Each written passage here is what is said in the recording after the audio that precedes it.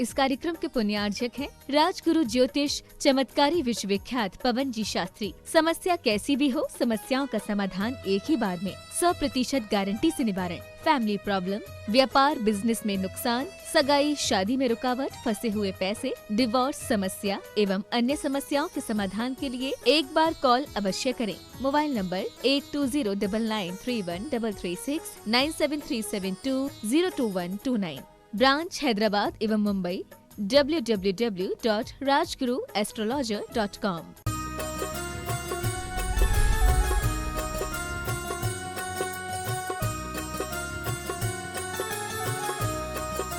बोलिए विश्व वंदनीय देवादिदेव मूल नायक एक खजरट श्री चंद्र भगवान की जय जय जय। बोलिए विश्व वंदनीय चैतन्य चमत्कारी चिंतामणि एक खजरट श्री पार्श्वनाथ भगवान की जय जय जय। बोलिए परम पूज्य श्रमण संस्कृति के उन्नायक आचार्य भगवंत गुरुवर श्री 108 विद्या सागर जी महामुनिराज की जय जय जय। बोलिए परम पूज्य गुणायतन प्रणेता शंका समाधान करता भावना योग प्रवर्तक प्रखर वक्ता पूज्य मुनि श्री 108 प्रमाण सागर जी महामुनिराज की जय जय जय। समस्त मुनि संघ की जय जय जय। जो जितना झुकता धरती पर वो ही अंबर हो पाता है, हो विशालता जिसके अंदर वही चिदंबर हो पाता है। यूं तो संत महंत बहुत दुनिया के कोने कोने में, वस्त्र वासना को जो त्यागे वही दिगंबर हो पाता है। वस्त्र वासना को जो त्यागे वही दिगंबर हो पाता है। बंधुओं, शाश्वत तीर्थराज समेत शहर की इस पावन तलहटी पर स्थित गुणायतन परिसर से मैं आप सभी लोगों का हृदय तल से स्वागत, वंदन और अभिनंदन करता हूं। बंधुओं, जैसा कि आपको विदित है, परम पूज्य मुनि श्री प्रमाण सागर जी महाराज की ऐसी अद्भुत परिकल्पना जो गुणायतन के रूप में साकार हो रही है। निश्चित ही गुणायतन वो गुणों का आयतन है जिसके माध्यम से व्यक्ति के अंदर गुणात्मक परिवर्तन होगा। और न जाने कितने लोग यहाँ आकर के गुणायतन में अपने सम्यक्त्व का प्रकाश करेंगे। मिथ्यात्व रूपी अंधकार का नाश करते हुए सम्यक्त के उजाले में आकर के अपने जीवन को नर से नारायण, पतित से पावन, कंकर से शंकर और आत्मा से परमात्मा बना पाएंगे। बंधुओं, पूज्य मुनिश्री की ऐसी अद्भुत परिकल्पना जिसको साकार करने के लिए देश विदेश से लोग उदारतापूर्ण सहयोग करते हुए दान और योगदान के माध्यम से महती भूमिका निभा रहे हैं। आज भी जिन लोगों ने गुणायतन से जुड़कर के अपने आप को गौरवान्वित किया है, ऐसे श्रावक श्रेष्ठियों के नामों की मैं उद्घोषणा कर रहा हूं। सर्वप्रथम निर्माण निधि के रूप में जिन्होंने अपने आप को आज गुणायतन से जोड़ा है, जगाधरी यमुना नगर से श्रीमती शैल बाला जैन धर्मपत्नी स्वर्गीय त्रिलोक चंद जी जैन। एक बार जोरदार करतल ध्वनि से अभिनंदन कीजिएगा।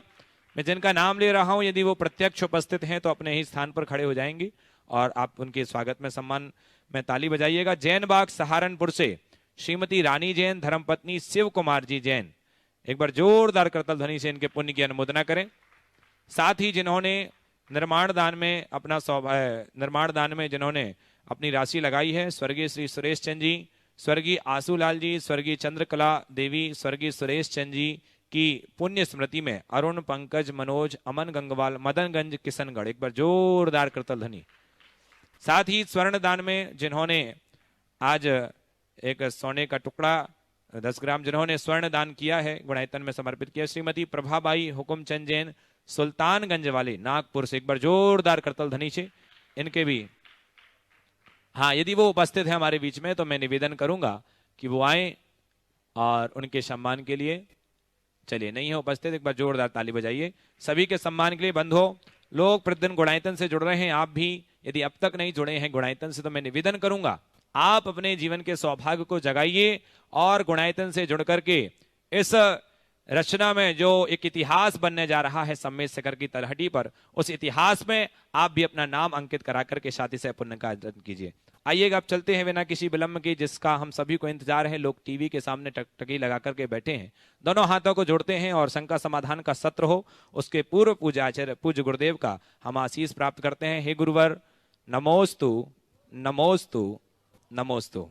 आइएगा, सर्वप्रथम पहले प्रश्न के लिए मैं निवेदन कर रहा हूं, हमारे बीच में दीपक जैन तेंदुखेड़ा से हैं, वो आए। और हमारे बीच में श्री तापस, क्या नाम है, तापस कुमार दास,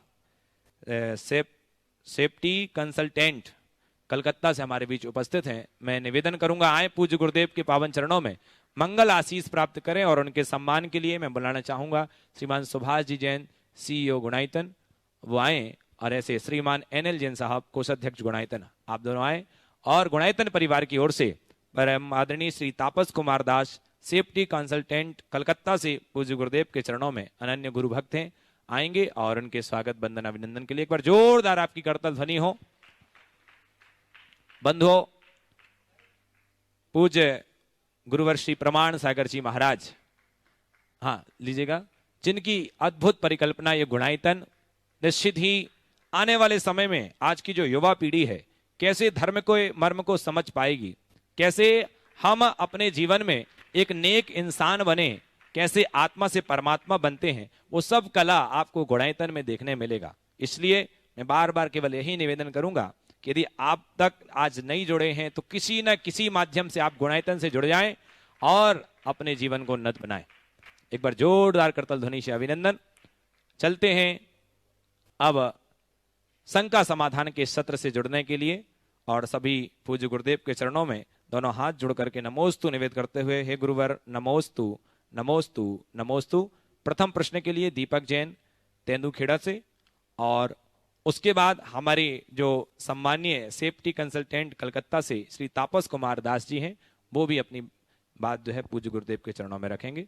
सबसे पहले दीपक जैन तेंदुखेड़ा। हाँ, मैं एक ही क्वेश्चन आपको पूछना चाहता हूँ, जो ये पृथ्वी में मनुष्यों में इतना हानाहानि क्यों है? मनुष्य ये मेरा दुख भी है। बहुत सुंदर। ये आपका नहीं, सारे संसार का। जो भी थोड़ा भी संवेदनशील मनुष्य है उसके हृदय में ये पीड़ा होती है। दरअसल ये काल का प्रभाव, ये कलयुग है, और कलयुग में मनुष्य की बुद्धि उल्टी चलती है। हम एक ही प्रार्थना रोज भगवान से करें, सबको सन्मति दे भगवान, जिससे सारे संसार का कल्याण हो। हम भावना भाएं, मंगल मंगल होए जगत में, सब मंगलमय होए, इस धरती के हर प्राणी का मन मंगलमय। अगला आइए अगले प्रश्न के लिए राजेंद्र कुमार जी बरजाटिया, और उसके बाद तैयार रहेंगी श्रीमती मंजू जैन ब्यावर से। महाराज जी नमोस्तु। सुलग जी छावी। हमारी माँ 88 वर्ष की है, सारी उम्र कुआं का पानी से खुद खाना बनाया एवं आटा हाथ वाली चक्की से खुद पीस कर खाना बनाया। बहुओं के हाथ से कभी खाना नहीं खाया। देव दर्शन के बिना कभी पानी नहीं पिया। 6 महीना पहले पैरालिसिस हो गया। 1 महीना में वो इलाज हुआ, कराने के बाद ठीक हुआ। उसके बाद बायां हाथ फ्रैक्चर हो गया, फिर वो 1 महीना में ठीक हुआ। फिर दाहिना कंधा बाथरूम में गिर जाने के कारण दाहिना कंधा टूट गया। अब चलने फिरने में दिक्कत हो गया। अब बहुओं का खाना बनाया हुआ खाती है। एक प्रतिमाधारी है। महाराज जी ये किस कर्म का उदय है तथा हम लोग उनको कैसे संबोधन करें?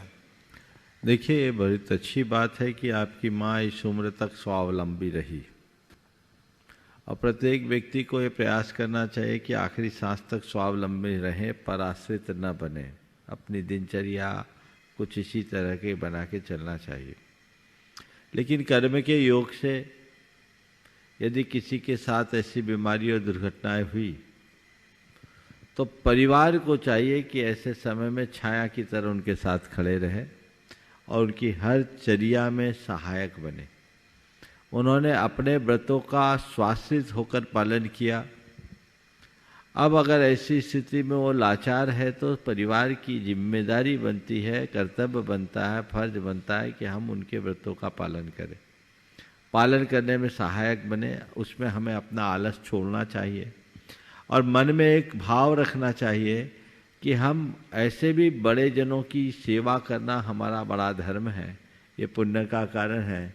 और बड़े जन यदि व्रती हैं तो व्रती की सेवा तो और सातिशय पुण्य का कारण बनता है। तो हमें बड़े बुजुर्गों की सेवा करनी चाहिए, उनकी उपेक्षा नहीं। हमें उनके व्रतों में सहायक बनना चाहिए और ये सोचना चाहिए कि आज तक हम जहाँ तक पहुँचे हैं वो उनके आशीर्वाद का फल है।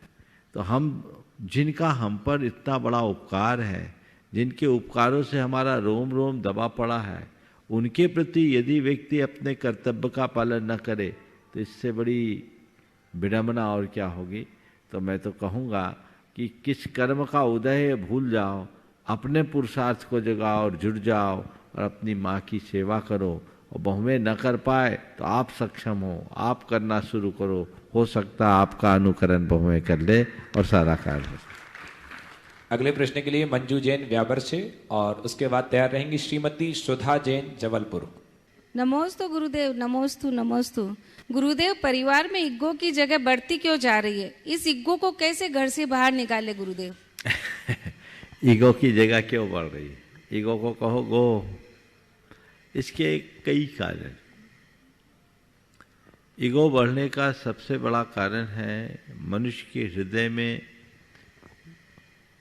जो भौतिक अपेक्षाएं हैं उनकी वृद्धि दिनों दिन बढ़ते जा रही, होते जा रही। कृत्रिम अपेक्षाओं का विस्तार, सहजता और सरलता का अभाव मनुष्य के अहंकार को बढ़ा रहा है। उसकी संवेदनाएं भी दिनों दिन क्षीण हो रही है। प्रेम, परस्परता, आत्मीयता और स्नेह, सद्भाव जैसे जो हमारे उदात्त जीवन मूल्य हैं, इनका अभाव होता जा रहा है। सहजीवन की वृत्ति दिनों दिन क्षीण होते जा रही है। और आज का पूरा माहौल भी हमें ऐसी ही बातों के लिए प्रोत्साहित करता है। ये ईगो को बढ़ाने का कारण है। ईगो को मिटाने का एक ही उपाय है, वह है एक आध्यात्मिक क्रांति। व्यक्ति के हृदय में यदि आध्यात्मिक चेतना का विकास हो तब उसका अहंकार मिटेगा, उसे अपने जीवन की वास्तविकता का पता चलेगा। क्योंकि जब तक मनुष्य अपने जीवन की वास्तविकता को नहीं समझता, कृत्रिमता के चक्कर में फंसा रहेगा और जब तक वो कृत्रिमता का लबादा उड़ा रहेगा तब तक इस प्रकार की परिणति से बच पाना मुश्किल है। इसलिए अध्यात्म अपने हृदय में जगाएं, जिससे प्रेम और आत्मीयता जैसे गुणों को विकसित किया जा सके। एक दूसरे के प्रति हम गंभीर हो और संवेदनशील बने और सरलता के साथ अपने जीवन को आगे बढ़ा सके। नमोस्तु गुरुदेव। श्रीमती सुधा जैन जबलपुर से और उसके बाद तैयार रहेंगी श्रविक जैन उदयपुर। नमस्ते महाराज जी, जैन समाज को जोड़ना चाहते हैं, जियो जीने दो, लेकिन जैन समाज जुड़ता कहाँ आएगा, ये मेरा प्रश्न है। जैन समाज जुड़ता कहाँ है? टूट रहा है महाराज जी, जोड़ कम रहा, टूट ज़्यादा रहा है। देखो, आपके कहने का आशय यह है कि जैन समाज में एकजुटता आजकल क्यों कम दिख रही है, यही पूछना चाह रहे हैं। एकजुटता इसलिए कम दिख रही है कि सब अपना अपना राग अलापना शुरू कर दिए। जब मनुष्य के हृदय में स्वार्थपरता की वृत्ति बढ़ जाती है तो फिर परस्परता की भावना गौण हो जाती है। हमें वात्सल्य का भाव जगाना चाहिए, व्यक्ति के प्रति उस तरह का विश्वास जगाना चाहिए जिससे जीवन को बेहतर किया जा सके। श्रविक जैन उदयपुर से और उसके बाद तैयार रहेंगे अक्षत जैन भीलवाड़ा राजस्थान। नमोस्तु महाराज जी। सब कहते हैं अचार नहीं खाना चाहिए, अचार नहीं खाना चाहिए, पर क्यों नहीं खाना चाहिए अचार? देखो बेटा, अचार जो होता है ना, अचार बनाते तो उसमें फर्मेंटेशन होता है। फर्मेंटेशन होने से उसमें सूक्ष्म जीव उत्पन्न हो जाते हैं। जो उसका स्वाद है वो जीवों का ही स्वाद है, तो जीव हत्या का दोष लगता है। इसलिए अचार नहीं खाना चाहिए, समझ गए? अचार सड़ता है, गलता है, तब तो उसमें खटास आती, वैसा स्वाद आता है। इसलिए अचार नहीं खाना है। एक दिन का खा सकते हैं, अधिक दिन का नहीं खाना। चलिए, अक्षत जैन भीलवाड़ा से और उसके बाद तैयार रहेंगे मनोज कुमार जैन सागर मध्य प्रदेश। नमस्ते गुरुदेव। जब हम छोटी उम्र में जैसे 8 या 10 साल में कुछ पाठ या स्तुति करते थे तो उसमें कंसंट्रेशन केवल उस स्तुति के अंदर ही होता था। पर अब जब व्यस्त हो गए, वो ज्यादातर स्तुतियां याद भी हो गई है, पर कंसंट्रेशन डाइवर्ट होता रहता है और स्तुति में मतलब स्तुति चालू के खत्म भी हो जाती है पर कंसंट्रेशन डाइवर्ट हो जाता है। तो इसको कंसंट्रेशन को बनाए रखने के लिए हमें क्या करना चाहिए? 8 वर्ष का बच्चा बनकर स्तुति करना शुरू कर दो। बाल भाव को जगाए बिना भक्ति भाव जगता नहीं। जब तुम्हारा 8-10 वर्ष की उम्र थी तुम्हारी, बिल्कुल तुम्हारे मन में इतना छल छद में नहीं था, दुनियादारी दिमाग में नहीं घुसी थी। अब जब तुम जवान हो गए हो तो वो सब बातें दिमाग में भर गई है, और जब ये सब बातें दिमाग में भरेगी तो फिर भगवान कहाँ से आएंगे? तो व्यक्ति को अपना मन सरल चित्त बना करके चलना चाहिए, एकदम सरल निर्मल। भगवान के चरणों में जाओ तो भूल जाओ मैं क्या हूँ, मैं तो बस भगवान का एक छोटा सा सेवक हूँ, मैं भगवान का एक बच्चा हूँ, भगवान के चरणों में आया हूँ कुछ प्रार्थना करने की भावना लेकर, ताकि मैं अपने जीवन को कुछ अच्छा बना सकूँ, अपने जीवन को सशक्त और समर्थ बना सकूँ और इस जीवन का उद्धार कर सकूँ। इस भावना से हम भगवान के पास आए। मन में ऐसा दास भाव आ जाएगा तो अपने आप भक्ति उमड़ेगी, लेकिन दिमाग में और बातें बैठे रहेगी तो भक्ति कभी नहीं टिक पाएगी। नमस्ते गुरुदेव। श्री मनोज कुमार जैन सागर मध्य प्रदेश से, और उसके बाद तैयार रहेंगी श्रीमती साधना विजय जैन एडवोकेट दिल्ली। नमस्ते महाराज जी, इच्छा ही महाराज जी। महाराज जी, पत्तियों और फूल में एक इंद्रिय जीव है, उसको तोड़ने से दोष तो लगता है, लेकिन अगर अपन उसको पत्तियों और फूल का पानी बना के अगर अपन साधु उबाल के उसको पानी बनाकर साधु को दे तो अपन को दोष लगता है कि नहीं लगता अपन को? ये बताओ, तुम खाना पकाते हो तो उसमें आग जलाते हो कि नहीं? जी महाराज जी। कुआं का पानी लाते हो उसको गर्म करते हो कि नहीं? जी महाराज। साग भाजी बनाते हो कि नहीं? जी महाराज। तो फिर दोष लगता है तो साधु को आहार देना ही बंद कर दो। नहीं आहार नहीं। हाँ? जो खाने योग्य वस्तु है, जिसका आगम में विधान है, उसका सेवन करने में दिमाग नहीं लगाना। समझ गए? जो भक्ष्य है वो खाना चाहिए, जिसमें अल्प फल बहु विघात है उससे बचना चाहिए। औषध उपचार के लिए श्रावक को अपना विवेक प्रयोग में लेना चाहिए। नमस्ते। साधना विजय जैन एडवोकेट दिल्ली से, और उसके बाद तैयार रहेंगे संध्या साधना जैन अहमदाबाद। गुरुदेव नमोस्तु। इच्छामी चुलक जी महाराज जी। गुरुदेव, ऊंचा उठने के लिए पंखों की जरूरत केवल पक्षियों को होती है, लेकिन मनुष्य तो विनम्रता और सद्व्यवहार से जितना झुकता जाता है उतना ही ऊपर उठता जाता है। तो गुरुदेव, विनम्रता को आचरण में कैसे लाया जाए, विशेषकर वर्तमान परिप्रेक्ष्य में, क्योंकि प्रैक्टिकल में संभव हो ही नहीं रहा।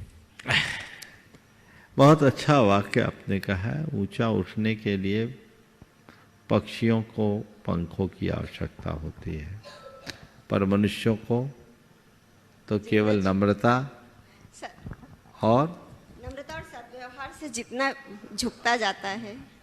नम्रता और सद्व्यवहार से झुकना चाहिए। देखिए, ऊंचाई दो तरह की होती है। एक ऊंचाई जो हमें ऊंचा दिखाती है जी, और एक ऊंचाई जो हमें ऊपर उठाती है, जी गुरुदेव, ऊंचा बनाती है। जी। एक बच्चा कुर्सी पर खड़ा हो जाए और अपने आप को कहे कि मैं बड़ा हो गया, उसको हम क्या कहेंगे? कभी कभी ऐसा होता है। छोटा सा बच्चा कुर्सी पर खड़े होकर अपने पिता से कहता है कि पापा देखो मैं कितना बड़ा हो गया, आपसे भी बड़ा हो गया। उसके पिता मुस्कुराते हैं, हाँ बेटा तू सचमुच में बड़ा हो गया, लेकिन अंदर से समझते हैं कि इसकी ऊंचाई क्या, हकीकत क्या है। जिस दिन कुर्सी से नीचे उतरेगा इसको अपनी असलियत का पता लग जाएगा। संसार के बहुत सारे लोग कुछ इसी तरह की ऊंचाई पर विश्वास करने लगे हैं। पद, प्रतिष्ठा, ओहदा, पैसा और प्रभाव की कुर्सी पर खड़े होकर लोग ये सोचते हैं कि मैं बहुत बड़ा हो गया। उस पर खड़ा होकर जो स्थायी नहीं है, उस पर खड़ा होकर जो उसका नहीं है, उस पर खड़ा होकर जिसका भरोसा नहीं है, और उस पर खड़ा होकर जो केवल सपना है और जिसमें प्रतिस्पर्धा है। ये एक ऊंचा उठने की बात है। और दूसरी है, व्यक्ति उम्र सापेक्ष ऊंचाई को छूता है, शरीर ऊंचा होता है तो वो कभी घट नहीं सकती। जो नैसर्गिक रूप से आगे बढ़ता है उसमें स्थायित्व रहता है, और जो कृत्रिमता को साथ लेकर के चलता है उसमें अस्थायित्व रहता है। अपने आप को ऊपर उठाइए, केवल ऊंचा दिखाइए मत। जी। ऊपर उठाने के लिए हमें गहराई सापेक्ष ऊंचाई का स्पर्श करना चाहिए। जैसे पेड़ है, पेड़ जितना ऊपर उठता है उसकी जड़ें उतनी गहरी होती है। जिस मनुष्य के जीवन में नम्रता, सरलता, सद्भावना, परस्परता, सहयोग जैसे उदात्त गुण जितनी अधिक मात्रा में विकसित होते हैं, उसका व्यक्तित्व उतना ऊंचा उठता है। और जो इन गुणों के अभाव में केवल बाह्य आलंबनों के बल पर अपने आप को ऊंचा दिखाने की कोशिश करता है, वो कहीं का नहीं रहता। एक व्यक्ति है जो सबके सिर पर बैठने की कोशिश करता है, और दूसरा व्यक्ति वह है जिसे दुनिया सिर पर बैठाने के लिए पागल होती है। एक व्यक्ति है जो सबके सिर पर बैठने की कोशिश करता है, और दूसरा वह है जिसे दुनिया सिर पर बैठाने के लिए पागल होती है। जो सिर पर बैठने की कोशिश करते हैं, लोग उन्हें पांव तले कुचल देते हैं, लेकिन जिसे दुनिया सिर पर बैठाने के लिए पागल होती है, उसे भगवान की तरफ पूछते हैं। अपना व्यवहार ऐसा करो, कभी किसी के सिर पर बैठने की कोशिश मत करो। ऐसा आचरण करो कि लोग तुम्हें सिर पर बैठाने के लिए बेताब हो उठे। और वह तभी संभव होगा जब नम्रता जैसे उदात्त जीवन मूल्यों को आत्मसात करेंगे।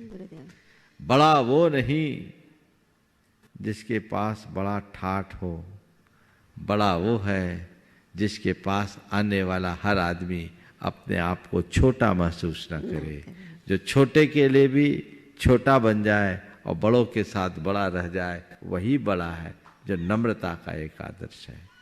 नम्रता का अर्थ ये भी नहीं कि हम बड़ों को सम्मान दें। नम्रता का अर्थ ये भी है कि हम छोटे का मान रखें। बड़ों को सम्मान देना तो नम्रता है ही, छोटों का मान रखना भी नम्रता की ही पहचान है। हमारे पास एक छोटा प्राणी भी आ जाए तो नम्र व्यक्ति की एक खासियत है कि उसे उपेक्षित और तिरस्कृत करके नहीं भेजेंगे, लेकिन अगर अभिमानी होगा तो उसे कमतर आंक करके उसकी उपेक्षा कर देगा। तो जिस व्यक्ति के हृदय में अभिमान होता है वो सबके हृदय में स्थान नहीं बना पाता, और जो नम्रता की प्रतिमूर्ति होते हैं वे सबके हृदय सम्राट बन जाते हैं। नमोस्तु गुरुदेव।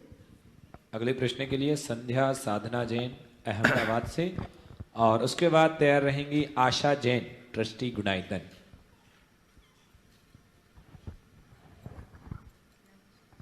नमोस्तु महाराज जी, नमोस्तु महाराज जी। इच्छामि महाराज जी, मेरा प्रश्न यह है कि आजकल सहन करने की शक्ति नहीं, किसी को कुछ कहो तो अच्छा नहीं लगता है, तो क्या करना चाहिए? समझ जब पता है सामने वाले को कहने से अच्छा नहीं लगता तो कहने करके अपना समय क्यों खराब करते हैं? तो फिर क्या करना चाहिए महाराज जी? हमको सहन करने का अभ्यास बढ़ा देना चाहिए। वो न सहे तो हम सहे, और दोनों न सहे तो फिर क्या है? हमें जितना बने उतना सहन करने का अभ्यास करना चाहिए। नमोस्तु महाराज जी, नमोस्तु। अगला प्रश्न लेकर के आएंगी श्री क्या नाम था? आशा। हाँ, आशा जैन गुणाइतन ट्रस्टी। चरणों में शत नमन। सुल्लक जी महाराज के चरणों में इच्छामि। गुरुवर, गणधर वलय पूजा का में हम किन देवताओं की आराधना करते हैं और इस पूजा का क्या महत्व है, और पुण्यावाचन क्या हम लोग स्त्रियां कर सकती हैं क्या? देखिए, गणधर वलय क्या है? गणधर हमारे 24 तीर्थंकरों के जो प्रमुख शिष्य होते हैं गणधर कहलाते हैं। उनका वलय यानी समूह, सामान्य रूप से शब्दार्थ ही है। जैन परंपरा में, खासकर दिगंबर परंपरा में गणधर वलय का बड़ा महत्व है। प्रत्येक मांगलिक कार्यों में गणधर वलय के पाठ का विधान है। मैंने अनेक बार इस विषय पर प्रकाश डाला है। कोई को अगर मुनि दीक्षा लेनी है या दीक्षा लेनी है तो उससे पूर्व गणधर वलय विधान कराया जाता है। हम लोग पाक्षिक प्रतिक्रमण की जब प्रक्रिया शुरू करते हैं तो उसमें गणधर वलय के पाठ से शुरुआत करते हैं, क्योंकि अंतस्करण की शुद्धि का निमित्त है। आप लोग भी कोई भी काम करते हैं तो मंगलम भगवान वीरो मंगलम गौतमो गणि बोलते हैं, या गौतम गणेशाय नमः, गौतम गणधराय नमः की युक्ति करते हैं। नित्य की पूजा में भी आप परमर्शी मंडल के रूप में गणधर स्तुति ही करते हैं, वो गणधर वलय ही नित्य प्रकंपाद आदि जो बोलते हैं। आपने पूछा इसमें किन देवताओं का स्मरण, इससे किसी देवता का स्मरण नहीं है। यहाँ रिद्धि संपन्न सभी मुनि राजों की वंदना है, जिसमें केवली भगवान से लेकर उन सभी मुनि राजों की वंदना है जिनके पास कोई भी रिद्धि होती। हमारे यहाँ 7 प्रकार की मुख्य रिद्धियाँ हैं, उन रिद्धिधारी मुनि राजों का उसमें स्मरण है, जिसमें कुल 48 मंत्र हैं। और ये मंत्र बहुत प्राचीन मंत्र है, भगवान की वाणी से निश्चित मंत्र है, नमो जिनानम नमो ही जिनानम आदि। इसलिए इन मंत्रों की आराधना का महत्व है। इसको नियमित अभ्यास रखना चाहिए, इसको नियमित करना चाहिए, यह बहुत लाभप्रद है। इसका जब व्रत करते हैं तो मतलब एक ही जैसे 16वां व्रत है या वो है तो उस मंत्र की आराधना पूरे मंत्र की करिए, 48 की कर लीजिए, 48 हो जाएंगे आपके। एक मंत्र को आप विशेष रूप से पढ़ सकते हैं, पर पूरे गणधर वलय के 48 मंत्र, गणधर वलय की यहाँ जो पुस्तक उपलब्ध है लघु गणधर वलय, आप उसे पूरा कर सकते हैं। वो विधान बहुत आनंददायी होता है। प्रत्येक मंत्र को 9 बार दोहराते हैं, उसमें एक अलग आनंदानुभूति होती है। आपका जो दूसरा सवाल है पुण्याह वाचन का, पुण्याह वाचन है क्या? एक प्रकार का मंगल आशीर्वाद है। कोई विधानकर्ता पुण्याह वाचन करे तो उत्तम है। ये कोई पूज्य पुरुषों या विधानाचार्यों के मुख से होना चाहिए पुण्याह वाचन के लिए। पर यदि ऐसा नहीं है तो चूँकि यहाँ हम औरों के लिए कर रहे हैं, महिलाएं कहे तो कह सकती है, लेकिन कहना का कोई अनिवार्य नहीं है कि वो खुद करे, कोई पूज्य जन के मुख से ही कराना चाहिए। नमस्ते। अगला प्रश्न है श्रीमान NL जैन साहब, कोषाध्यक्ष गुणायतन, और उसके बाद तैयार रहेंगी बाल ब्रह्मचारिणी किरण दीदी जी। मंचासीन गुरुओं को सादर नमन वंदन। महाराज श्री, एक व्यक्ति में एक इनर चाइल्ड होता है, हर व्यक्ति में, चाहे शुरू से लेकर के जन्म तक या मृत्यु तक, उसके बीच में एक छोटे एक शिशु का एक होता है रूप, जिसको इनर चाइल्ड बोलते हैं। और मनोवैज्ञानिकों ने स्ट्रेटेजिक थेरेपी बोला है इसको।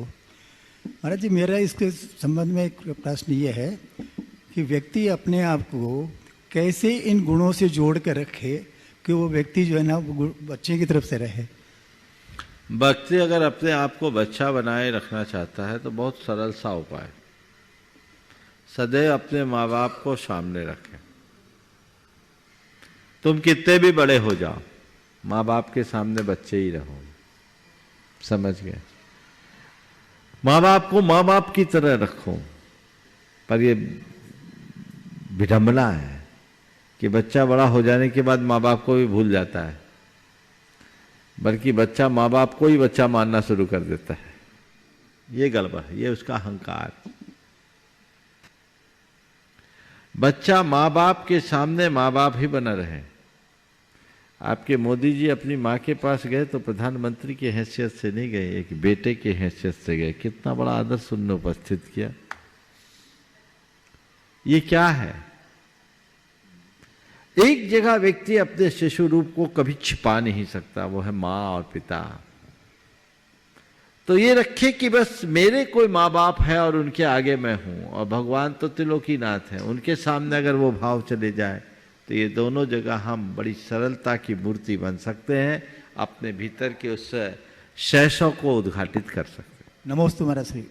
बाल ब्रह्मचारिणी किरण दीदी जी, और उसके बाद तैयार रहेंगी बाल ब्रह्मचारिणी विभा दीदी। मुनिराज के चरणों में कोटि नमन।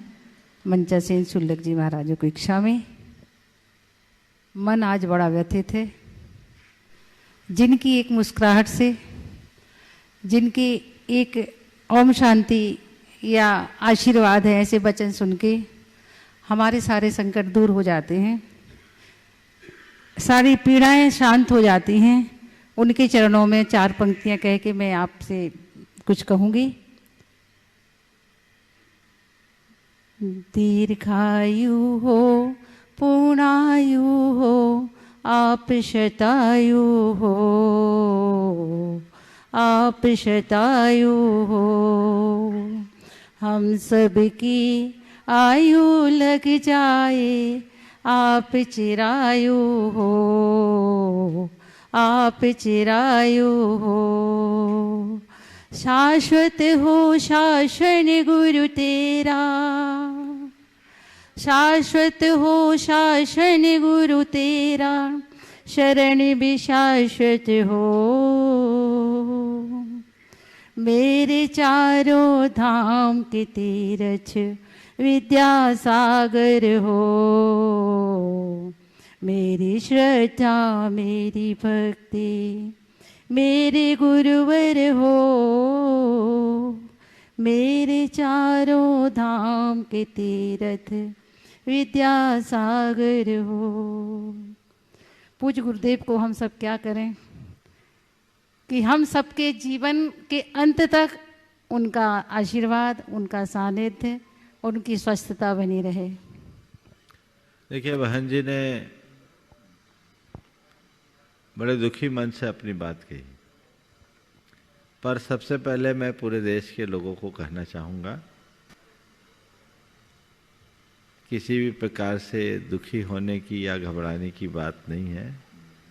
परम पूज्य गुरुदेव के स्वास्थ्य में काफ़ी कुछ सुधार है। आज की ही रिपोर्ट है, आज उन्होंने क्लास भी ली है। ये आज की समाचार है, यहाँ मंच में आने से पूर्व ही मुझे खबर मिली। 2-3 दिन से उनकी तबीयत थोड़ी ढीली रही है। परम पूज्य गुरुदेव का स्वास्थ्य हम सबके लिए बहुत ही मूल्यवान है और प्रत्येक व्यक्ति को वो हमेशा स्वस्थ रहें, ऐसे महान विभूतियों के इस धरती पर रहने से धरती का उद्धार होता है। इसलिए हमारी भावना हमेशा होनी ही चाहिए कि आयु लगे तो हमारी भी लग जाए, पर उनकी छाया हमें मिलते रहे। इसलिए सभी लोग भावना भाएं कि परम पूज्य गुरुदेव पूरी तरह स्वस्थ रहें। वे एक साधु हैं और साधु महान साधक हैं, और वे ऐसे ही होते हैं जो सबका कष्ट अपने ऊपर ले लेते हैं और सबका कष्ट अपने ऊपर लेकर सबको संभाल लेते हैं। समय समय पर बीच बीच में वो अस्वस्थ होते हैं। मैं आपको एक घटना बताना चाहूँगा। जब नैनागिर का पंचकल्याणक होना था 1987 में, ध्वजारोहण कराने के लिए जा रहे थे। रास्ते में उन्हें एक करोदा का कांटा लगा, और वो भी पाँव के टखने में, बहुत तीक्ष्ण कांटा। और करोदा का कांटा जो होता है बहुत तीखा होता है, जहरीला जैसा होता है। दर्द बहुत था। लंगड़ाते हुए वो आए। जब करोदा का कांटा लगा तो गुरुदेव के मुख से निकला, अब सब ठीक होगा। हमने 1-2 बार, उस समय हम क्षुल्लक थे, बहुत छोटे से थे, महाराज लोगों ने भी संग के बोला, हर जी आपने क्या बोला, ये सब ठीक होगा। बोला आप ठीक हो जाएगा। बात को उन्होंने पलट दिया। बोला अब ठीक हो जाएगा, लगा है थोड़े दिन में ठीक हो जाएगा। करीब करीब 15 दिन में उन्हें ठीक हुआ।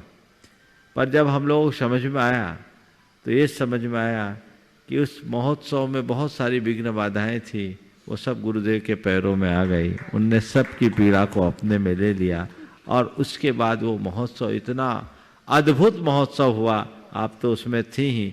2.5 लाख लोग उस जमाने में उसमें शिरकत हुए, और वो अपने आप का ऐतिहासिक आयोजन हुआ, जहाँ 400-400 फुट के 7 बोर फेल हो गए थे।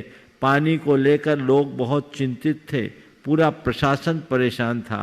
वहाँ 2.5 लाख लोगों को 35 फुट के एक गड्ढे ने पानी पुजा दिया, और इतना पानी कि कहीं किसी को कमी नहीं पड़ी।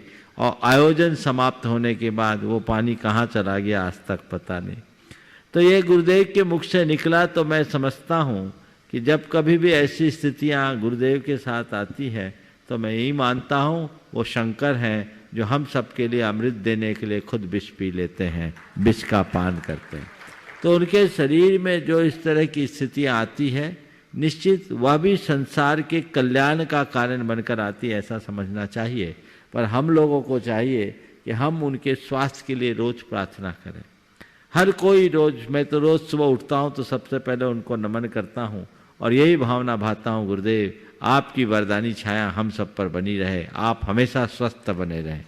हम उनके लिए क्या कह सकते, कुछ भी नहीं कह सकते, हमारे लिए कहने को कुछ नहीं है, लेकिन उनका जो उपकार है उससे हमारा रोम रोम दबा हुआ है।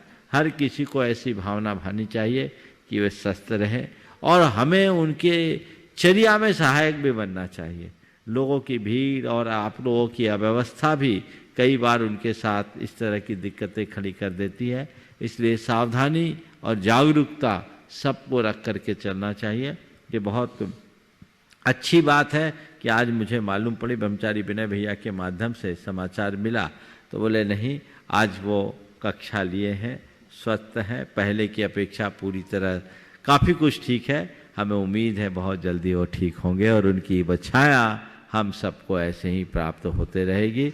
इसलिए इस सवाल को लेकर आप लोग ये मत सोच लेना कि वो बहुत गंभीर रूप से अस्वस्थ हैं, वो स्वस्थ हैं, आगे भी स्वस्थ रहे, इस भाव से सभी गुरुदेव के चरणों में अपनी नमन वंदना करें और प्रार्थना करें कि गुरुदेव पूरी तरह स्वस्थ हों, स्वस्थ रहें और हम सबको उनकी वरदानी छाया मिलती रहे।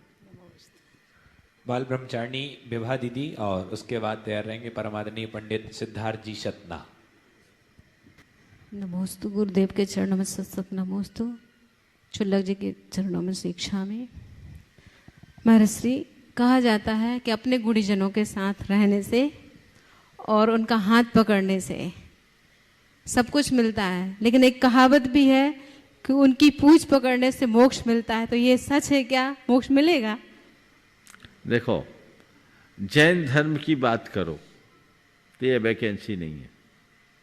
जैन धर्म में कहा जाता है कि तुम गाय की पूंछ पकड़ के स्वर्ग नहीं जा सकते, स्वर्ग जाने के लिए तुम्हें खुद मरना पड़ेगा और उसके लिए खुद को खपाना पड़ेगा, समझ गए?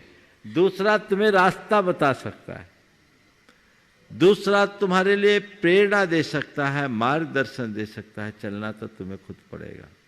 इसलिए किसी के अनुकरण करो, किसी के साथ जुड़ो, पर अपना रास्ता पकड़ने के लिए जुड़ो, उसको मत पकड़ो, उसके रास्ते को पकड़ो। व्यक्ति को पकड़ोगे मोह होगा, मार्ग को पकड़ोगे मोक्ष होगा। व्यक्ति को नहीं पकड़ना, मार्ग को पकड़ना है।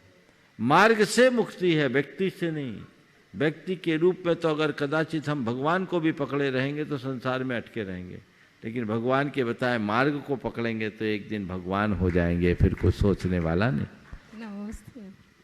पंडित सिद्धार्थ जी सतना और उसके बाद हम चलेंगे मंचासीन पूज्य छुल्लक श्री के चरणों से जुड़ेंगे और शंका के समाधान के सत्र को आगे बढ़ाएंगे। परम पूज्य गुरुदेव के चरणों में सतवार नमोस्तु नमोस्तु नमोस्तु, छुल्लक जी के चरणों में इच्छा में। हे गुरुवर, गुरु जी की परम कृपा से और आपके सानिध्य में एक ऐसा भव्य पुरुष या महिला कह लें जो अपने जीवन की साधना को पूरी करने के लिए यहां उपस्थित है। गुणायतन की ये दूसरी संलेखना हो रही है। पहली संलेखना पुरुष वर्ग की थी, महिला वर्ग की पहली संलेखना ये प्रारंभ है। और उनका पुण्य इतना गाढ़ा है, इतना गाढ़ा है कि गुरुदेव का तो वरदहस्त हुआ, आपका वरदहस्त हुआ, हमारी दीदी जी भी उनकी संलेखना में सहयोगी बनकर यहाँ पर उपस्थित हुई हैं। हम सबको परिचारक बनकर उनकी परिचर्या करने का सौभाग्य मिला है। मैं पूछना चाहता हूँ, उनके पास जब भी बैठते हैं, 5-7 दिन हो गए लगातार बैठते, और देखता हूँ, मैं अपने व्यक्तिगत भावों से देखता हूँ तो इनके अंदर इतनी शुचिता है, इतनी शुचिता, पवित्रता है, मन से झलकती है, वचन से झलकती है, काया से झलकती, देखकर मन प्रफुल्लित प्रसन्न होता है। ये इतना पुण्य गाढ़ा उन्होंने किया है, और इसका परिणाम हम ये पूछना चाहते हैं कि ये उनका ही पुण्य है कि उनके परिवार का भी है, हम लोगों का भी है, और पूरे गुणायतन परिवार का है। देखिए, जीवन का अंत संलेखना पूर्वक करना जीवन की सबसे बड़ी उपलब्धि है, और यह संयोग बिरलों को ही मिलता, हर किसी को नहीं मिलता। आपने जिनका उल्लेख किया, निश्चित वो बहुत भाग्यशाली पुण्यशाली जीव। पिछले 15 वर्षों से व्रती जीवन जीते हुए यहाँ रह रही, अपना जीवन बिता रही नंदलाल जी साहब, और वो ये यहाँ संस्था की सेवा कर रहे थे और वह साधु सेवा करते हुए अपने व्रतों का पालन कर रही थी। अब योग ऐसा बना, जीवन का जब अंत आने के लक्षण दिखते हैं तो हमारे यहाँ कहा जाता है, राजा राणा छत्रपति हाथिन के असवार, मरना सबको एक दिन अपने अपनी बार। और जैन धर्म कहता हमको तो मरना है ही नहीं और हम मर तो सकते ही नहीं, हमें मरना नहीं है।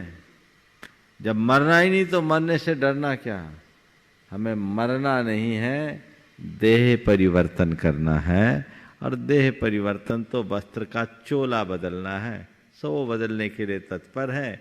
जैसे पुराने कपड़े फट जाने से उसे परिवर्तित कर दिया जाता है, वैसे ही पुराने देह को यह देही बदल करके नया देह ग्रहण करता है और उसे पता है ये देह भी मेरी नहीं और जो आगे मिलेगी वो भी मेरी नहीं, मैं विदेह हूँ और मुझे उसी विदेह तत्व को प्राप्त करना है। ये समझ जिसके हृदय में होती है वो इन बातों से विचलित नहीं होता। इसके लिए हमें जीवन भर साधना करनी होती है। हर व्रती, हर धर्मी का यही लक्ष्य और ध्येय होना चाहिए, अपने हृदय में ऐसी सरलता को प्रतिष्ठापित करे ताकि जीवन के चरम और परम लक्ष्य को प्राप्त कर सके। अंतिम क्षणों में अच्छे संयोग मिलना भी पुण्य के परिणाम स्वरूप होता है। हर व्यक्ति को अच्छा लाभ नहीं मिलता। आज से 6 महीना पहले वो मुझसे कहती थी कि महाराज जी हमको तो कहीं दीक्षा दिला दो। हमने कहा इस उम्र में दीक्षा लेके करोगी कहाँ, तुम्हें फिर 4 पहिया में बिठाल देंगे और घूमना पड़ेगा, इससे अच्छा तो ऐसे ही है। तो हमारी समाधि कैसे होगी? बोले भाग्य पर भरोसा रखो, कोई ना कोई आ जाएगी और करा देंगी। वो कह रही थी महाराज जी आपने जिनके बारे में, हमने जिनके बारे में सोचा था हमारे भाग्य से वही आ गए। हम बोले गुरुदेव की कृपा से आए।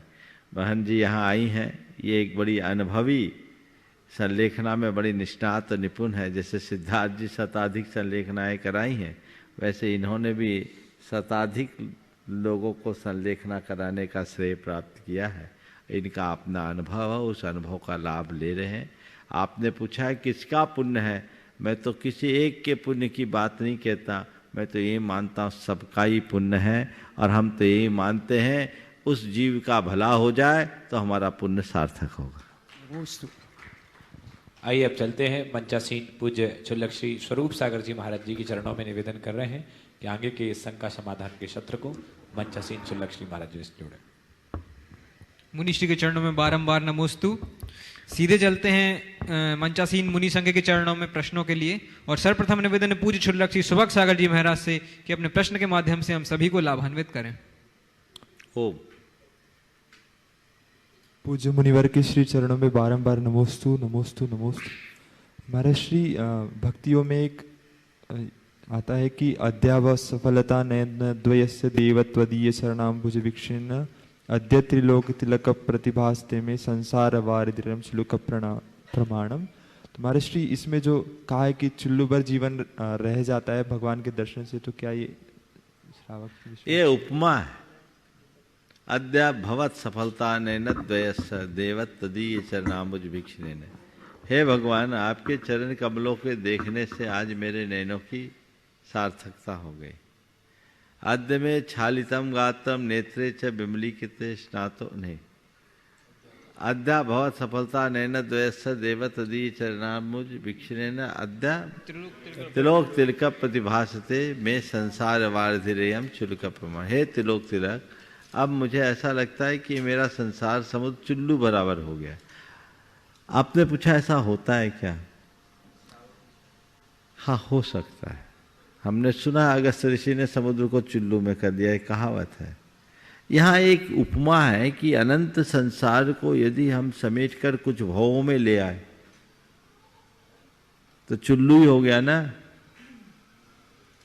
अनंत संसार में रहना था अब भगवान आपकी भक्ति से मेरे हृदय में सच्ची दृष्टि प्रकट हो गई, उस दृष्टि ने मेरी आंखें खोल दी। अब मुझे लगने लगा है कि अब मेरा उद्धार बहुत जल्दी होना है, 1-2 भाव में ही होना है। तो ये सागर चुल्लू बना कि नहीं बना? समझ गए? ये उस अर्थ। निवेदन है पूज्य शुल्लक श्री चिद्रूप सागर जी महाराज से कि हमारी ज्ञान वृद्धि हेतु अपना प्रश्न प्रेषित करें। पूज्य मुनि श्री के चरणों में बारंबार नमोस्तु। महाराज जी, प्रत्येक मनुष्य के पास 5 इंद्रियां हैं और वो इन 5 इंद्रियों के विषयों में राग द्वेष करता हुआ अपने जीवन में आकुलता उत्पन्न करता है। तो महाराज जी, इन इंद्रियों का कैसे उपयोग करें, क्या स्पर्श करें, क्या देखें, क्या बोलें, क्या सुने कि वे सब निराकुलता की ओर इंद्रियां हमको ले जाएं और शाश्वत मोक्ष की ओर ले जाएं। नमस्ते। गुरुदेव अमरकंटक में थे, 1994 की बात। रामकृष्ण परमहंस मिशन के 40 सन्यासी गुरुदेव के चरणों में आए। काफी गहरी तत्व चर्चा हुई। तत्व चर्चा के क्रम में बहुत सारी बातें हुई और उसी मध्य उनके बीच एक सन्यासी ने सवाल किया कि गुरुदेव, इंद्रिय जय का उपाय क्या है? गुरुदेव ने कहा, इंद्रिय जय का बड़ा सरल उपाय है। क्या? तो कुछ मत करो, इंद्रियों का काम इंद्रिय से करो। इंद्रियों का काम इंद्रिय से करो मतलब आँख से देखो, कान से सुनो, नाक से गंध लो, जीभ से चखो, स्पर्शन से स्पर्श करो। गुरुदेव, हम तो यही करते हैं, आँख से देखते हैं, कान से सुनते हैं, नाक से गंध लेते हैं, जीभ से चखते, स्पर्श से स्पर्श करते। बोले नहीं, आप केवल आँख से नहीं देखते। आँख से देखो तो कोई दिक्कत नहीं, लेकिन आँख के साथ मन जुड़ जाता है। कान से सुनो तो कोई दिक्कत नहीं, दिक्कत तब खड़ी होती जब कान के साथ मन जुड़ता है। नाक से गंध लो तो कोई परेशानी नहीं, परेशानी तब आती है जब नाक के साथ मन जुड़ता है। जीभ से चखना है, चखो, कोई हानि नहीं, मुश्किल तब खड़ी होती है जब जीभ के साथ मन जुड़ता है। हर इंद्री जब तक अपना काम करती है तब तक कोई खलबली नहीं, लेकिन इंद्री के साथ जब मन जुड़ जाता है तो सब कुछ गड़बड़ गड़बड़ हो जाता है। होता है ना?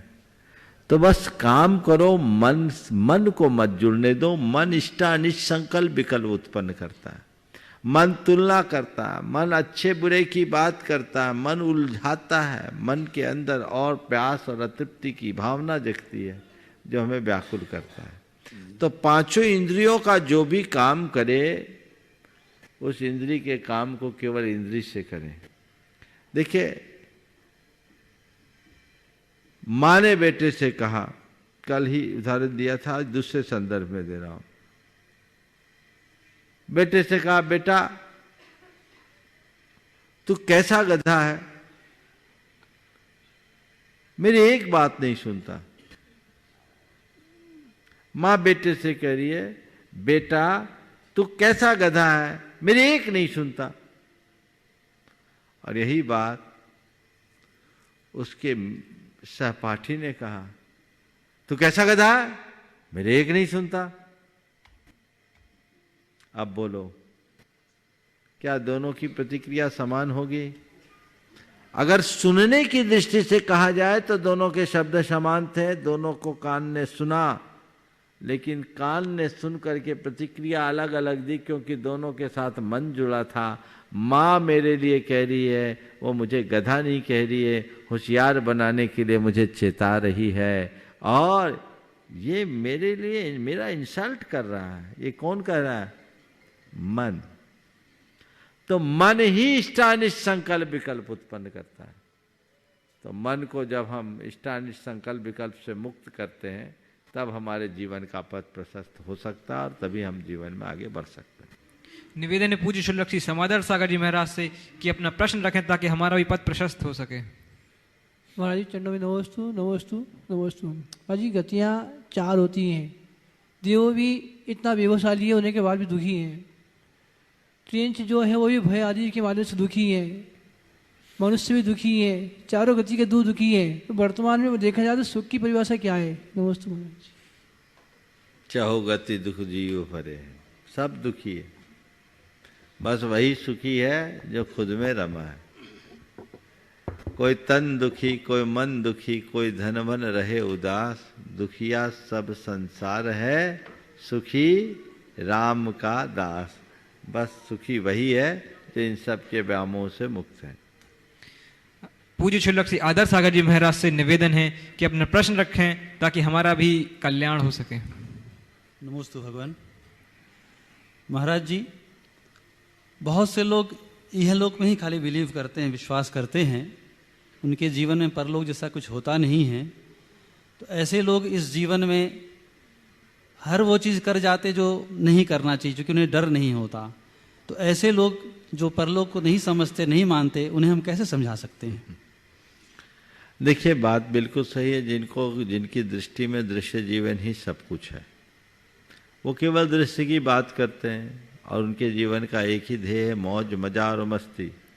खाओ पियो मौज उड़ाओ, इस दुनिया में आए हो, खाओ पियो मौज मनाओ, इस दुनिया में आए हो तो मजे उड़ाओ। इसके अलावा उनका और कोई मकसद नहीं। उन्हें हम कुछ नहीं कह सकते, क्योंकि उनकी सोच पूरी तरह भौतिक है और भौतिक सोच से ग्रसित व्यक्ति के लिए धर्म अधर्म का कोई रोल नहीं होता। उनके लिए उनका कोई महत्व और महिमा शेष नहीं रहती। आपने पूछा उनके लिए हम कैसे समझाएं। पंडित कैलाश चंद्र सिद्धांत शास्त्री ने एक घटना सुनाई। उन्होंने कहा था कि मैं ट्रेन में यात्रा कर रहा था, शाम का समय हुआ, अपना डब्बा खोलकर खाने बैठ गए। एक दूसरा व्यक्ति सामने बैठा था। बोले, ये सब क्यों कर रहे हो? परलोक के लिए। हाँ, परलोक के लिए कर। परलोक देखा है? परलोक देखा है? तो उन्होंने कहा, आपने देखा है? बोले, नहीं देखा। आपने देखा? बोले, नहीं देखा। बोले, देखिए वो मौलवी साहब थे। बोले, मौलवी साहब, परलोक ना हमने देखा ना आपने देखा, पर परलोक न हुआ तो हमारा कुछ नहीं बिगड़ेगा, पर कदाचित परलोक हुआ तो आप सोच लो आपका क्या होगा। एक बात मैं और कहता हूं, धर्म और अध्यात्म को हम लोग जो परलोक से जोड़ करके अपनाए ने, इसने धर्म की उपयोगिता को थोड़ा कमजोर किया। धर्म और अध्यात्म को लोक हित से जोड़ना चाहिए। परलोक से जोड़ना मेरे अर्थ में सही नहीं है। हम अपना धर्म यही जीवन को सुधारने के लिए कर रहे हैं, और जब मेरा यही जीवन सुधरेगा तो परभव तो अपने आप सुधरेगा। लेकिन हम जब ये जोड़ देते कि परलोक में हमको धर्म करने से पुण्य मिलेगा, हम स्वर्ग जाएंगे, हमको ये मिलेगा वो मिलेगा, तो आज की पीढ़ी को ये सब बातें हजम नहीं होती कि भैया ये तो मरने के बाद मिलेगा, क्या पता मिलेगा कि नहीं मिलेगा।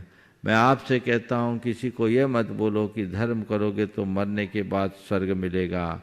उन्हें ये समझाओ कि बेटा धर्म कर, जीते जी स्वर्ग बन जाएगा। जीवन को स्वर्ग बनाओ। परलोक को सुधारने के लिए धर्म मत करो, इलोक को सुधारने के लिए धर्म करो। और जो धर्म इलोक को नहीं सुधारता वो परलोक को क्या सुधारेगा। इलोक को सुधारने वाला धर्म नगद धर्म, और परलोक को सुधारने वाला धर्म उधार धर्म है। उधार में उधार नहीं। आज नहीं सुधरा तो कल कैसे सुधरेगा। आज को सुधारोगे तो कल सुधरेगा। इसलिए आज मैं धर्म कर रहा हूं तो अपने अंदर की आवेग संवेगों को नियंत्रित कर रहा हूं, अपनी भावनाओं पर अंकुश कर रहा हूं, आत्म संयम की क्षमता अपने भीतर विकसित कर रहा हूं, व्यक्तित्व की दुर्बलताओं को दूर कर रहा हूं, दुर्गुणों को दूर कर रहा हूं, दोषों का शमन कर रहा हूं और दुखों से मुक्त हो रहा हूं। हर पल निराकुलता का अनुभव। किसी ने एक बार मुझसे कहा, महाराज जी इस पंचम काल में मोक्ष नहीं है तो मुनि क्यों बने? बोले, मैं मोक्ष पाने के लिए मुनि बना ही नहीं। किसने बोला मोक्ष पाने के लिए बना? बोले, फिर महाराज जी मोक्ष पाने के लिए मुनि नहीं बने तो फिर मुनि क्यों बने? बोले, मैं अपनी मस्ती में जीने के लिए मुनि बना हूं और हर पल अपनी मस्ती में जीता हूं। ये मेरे जीवन का परम आनंद है और वही आनंद मुझे सुख देता है। और जो आज अपनी मस्ती में जी लेता है, जीवन की एक एक सांस मस्ती में गुजारता है, उसकी जिंदगी में हमेशा मस्ती ही बनी रहती है। एक दिन सिद्धों की श्रेणी में अपना स्थान बनाएगा और मस्ती पाएगा। क्यों ना हम धर्म के तात्कालिक लाभ को लोगों के बीच रेखांकित करें। आज मैं अच्छे से धर्म साधन करूंगा तो मेरे परिणाम निर्मल होंगे, मेरे भाव विशुद्ध होंगे, मेरी परिणति अच्छी होगी, मेरे व्यक्तित्व में निखार आएगा, मेरे चेतना का विकास होगा, गुणात्मक विकास होगा, परिवर्तन होगा और मैं सुखी जीवन जी सकूंगा। राग, देश, काम, क्रोध, लोभ, मोह की दुर्वृत्तियों से बचना हर मनुष्य के लिए जरूरी है। कोई व्यक्ति कितना हो, बड़ा क्यों ना हो, जिसके मन में जितनी लालसा हो, जिसके मन में जितना अभिमान हो, जिसके मन में जितनी काम क्रोध की दुर्भावनाएं हो, उससे पतित मनुष्य इस संसार में कोई कहाँ होगा। तो इन सब से मुक्ति चाहिए तो हमें चाहिए कि हम जीवन की सच्चाई को समझें और आध्यात्मिकता को आत्मसात करके आगे बढ़ें। ऐसे लोगों को इहलोक के लिए अच्छा बनाने की बात करें, इहलोक को अच्छा बनाने की बात करें। उनसे बोले एंजॉय करना है तो बस अपनी प्रवृत्तियों को संयत करके करो, वही सही एंजॉय है। समय हो गया, यहीं पर विराम। बोलिए परम पूज्य आचार्य गुरुवर श्री विद्यासागर महाराज की जय। बोलिए परम पूज्य मुनि श्री प्रमाण सागर जी महामुनिराज की।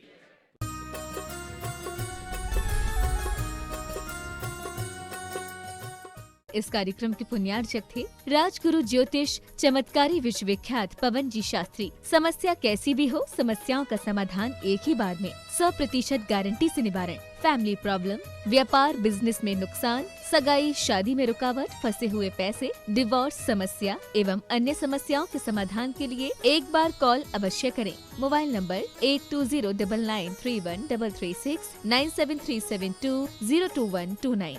ब्रांच हैदराबाद एवं मुंबई www.rajguruastrologer.com।